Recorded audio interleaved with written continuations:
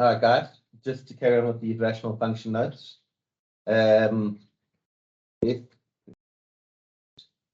okay, we've got h of x is x cubed minus 2x squared over x squared minus x minus 2. So the first thing I would notice is that the degree of the numerator is 1 more than the degree of the denominator, so that we know there's going to be an oblique asymptote. It's worth noting that always. Okay, if it's 1 more, you've got an oblique asymptote, right? I would then rewrite the function in factorized form, so it's x squared x minus 2 over x minus 2 x plus 1. And as soon as you get this scenario where those would cancel out, what's going to happen is there's going to be a removable discontinuity at x is equal to 2. If the denominator doesn't cancel, like over here, you're going to get a vertical asymptote of x is equal to -1. So you could go rewrite this function by, I would in fact, the x minus 2's would cancel, okay, and the function becomes x squared over x plus 1, okay, but x cannot be equal to 2. That x cannot be equal to 2 is really important. Don't just leave it out, okay? Because that's where what x can't be equal to is going to be your removable. This is going to be your removable discontinuity. Okay. So we can work with this form of the question, okay, for the rest of the question. So if I go find intercepts, I'm working with x squared over x plus 1. I let y be equal to 0. Remember, the whole thing is going to be 0 when the numerator is 0, so you get 0, 0. So obviously the y-intercept is also that. Okay. If you're going to go find the equation of any asymptotes, well, if I first look at the vertical asymptotes, as we recognize straight away over here, the denominator can't be cancelled with the numerator. That's going to be a vertical asymptote. So your vertical asymptote is x can't be equal to -1. As we discussed earlier as well, your removable discontinuity for this function over here, and we wrote the function like that. Well, any removable discontinuity is going to happen at x is equal to 2. So to go justify your answer, why they and what the removable, the coordinates of the removable discontinuity are, you'd say what's the limit as x tends to 2 of x squared over x plus 1. You sub in 2, you get 4 over 3. But this says, my bad handwriting, h of 2 does not exist.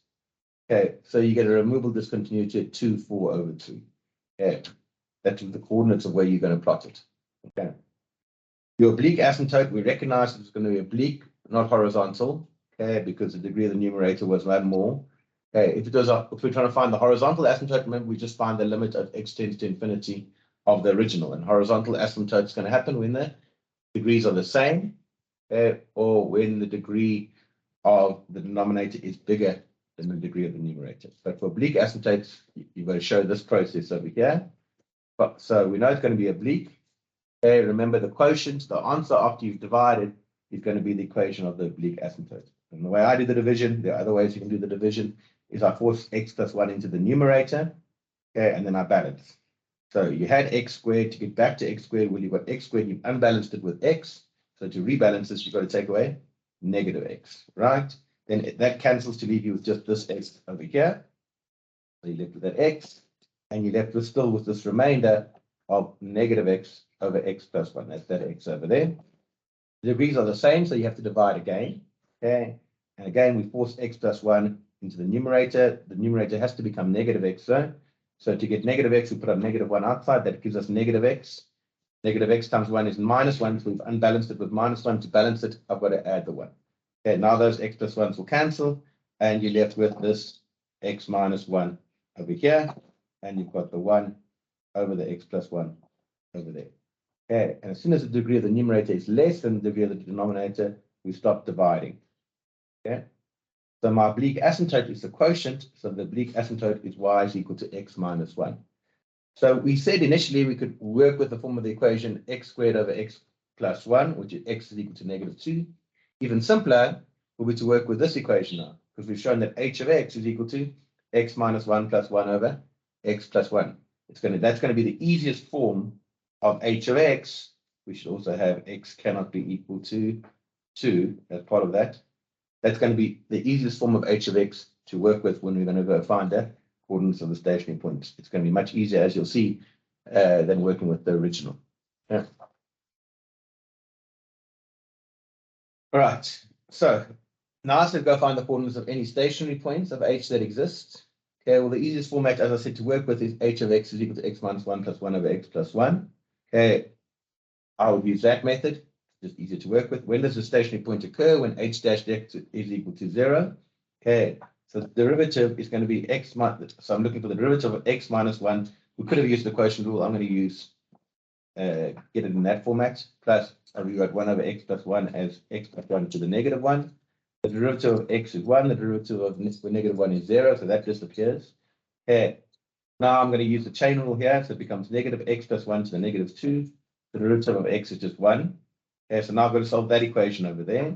So it's going to be the same thing as I moved that to the other side. So I get x plus 1 to the negative 2 is equal to 1, which is the same thing as 1 is equal to 1 over x plus 1 squared. So you get x plus 1 squared is 1. Okay, you can go time that out and get quadratics, or you can just say x plus 1 is equal to, if something squared is 1, it must be 1 or negative 1. So you get x is 0 or x is negative 2. And if x is equal to 0, if you sub back into this equation or the original, we get 0, 0 at the coordinates of your stationary point. And if I sub x is equal to negative 2, I get negative 2, negative 4. So I end up with two stationary points at 0, 0, and at negative 2, negative 4. So I could have used the original format of the equation, which is what we were given, and use the same principle that a stationary point occurs when the gradient is equal to 0. Then I'd have to go use the quotient rule. Remember, the whole thing is going to be equal to 0 when the numerator is equal to 0. So you're solving with this numerator times out to this monstrous thing over here, and eventually it simplifies. Okay, we've got to solve x to the 4 minus that whole thing is equal to 0. Take out an x, pair up, and we get the same answers. X is equal to 0, x is equal to negative 2, and x is equal to 2. But remember, x can't be equal to 2. We'd shown earlier that that's a removable discontinuity. So you get the same x coordinates, but honestly, that form is generally a lot easier to work with, as you can hopefully see. Okay. So but then you're asked to sketch the function. I would always do a summary from the work we've done. The stationary points at 0, 0, and at negative 2, negative 4. We worked out yet a removable discontinuity at 2, 4 over 3. Vertical asymptote x is negative 1. Oblique asymptote y is equal to x minus 1. When I'm drawing the oblique asymptotes, show the intercepts, which would be over there. I would always draw the asymptotes in first. So I draw in x is equal to negative 1. I remember your graph can never cut that. I draw in y is equal to x minus 1, which is going to be the limits to infinity and negative infinity of the function. Okay. Then your stationary points are 0, 0 over there. Okay. And at negative 2, negative 4, I would always write SP. So you remind yourself that the graph has to turn at those points. You've got your removable discontinuity showed with an open dot at 2, 4 over 3. Okay. Right. And then when we draw the function, okay, so you'd say, okay, it heads towards the oblique asymptote to negative infinity. It must turn there and head towards the vertical asymptote. Okay, over here, it heads towards the vertical asymptote, must turn there, and then heads off towards the oblique asymptote with your removable discontinuity over there. All right, hope that makes sense, guys. Let's do the last one now.